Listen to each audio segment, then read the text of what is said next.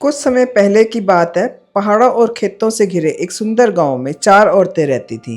रूपा, गीता, सीता और कमला। चारों की दोस्ती बहुत गहरी थी, लेकिन एक बात में वे सब एक जैसी थीं। वे बिना सोचे समझे फैसले लेती थी।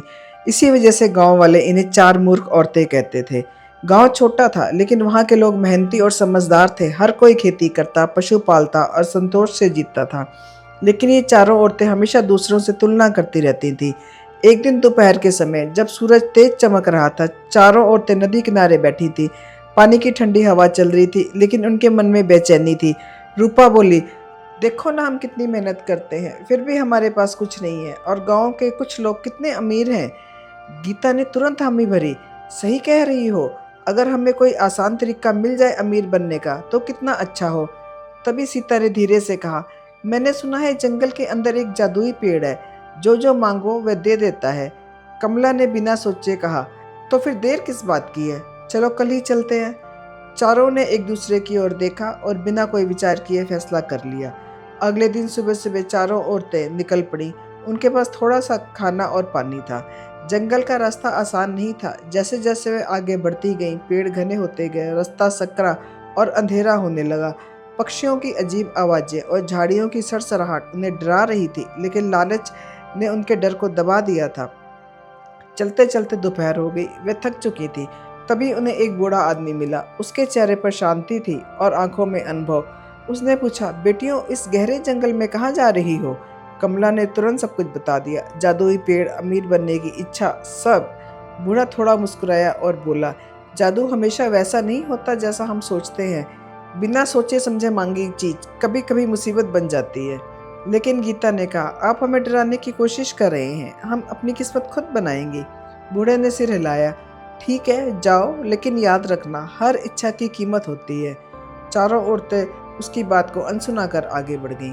काफी देर बाद उन्हें एक खुला मैदान दिखा।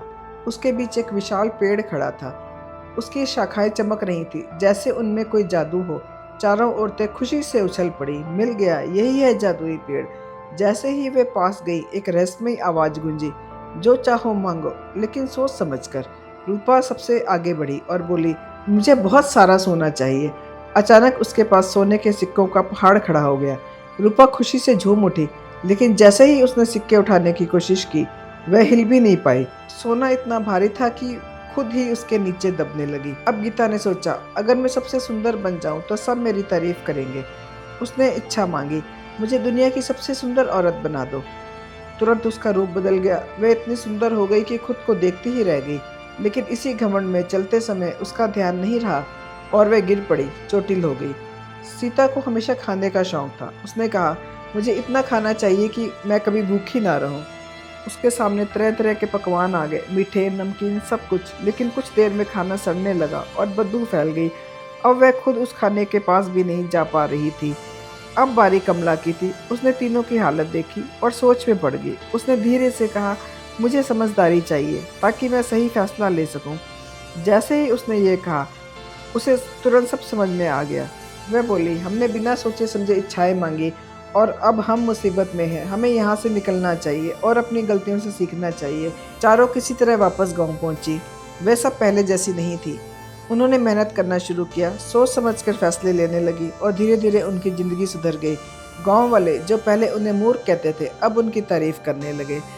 इस कहानी से हमें ये सीख मिलती है कि लालच और जल्दबाजी हमेशा नुकसान देती है। बिना सोचे समझे लिया गया फैसला मुसीबत बन सकता है, लेकिन अपनी गलतियों से सीख लेना ही असली समझदारी है। अगर ये कहानी आपको पसंद आई हो तो वीडियो को लाइक करें, शेयर करें और कमेंट करें। मेरे चैनल को सब्सक्राइब करें ताकि आगे भी आपको आने वाली कहानियों की सूचना मिलती रहे। धन्यवाद।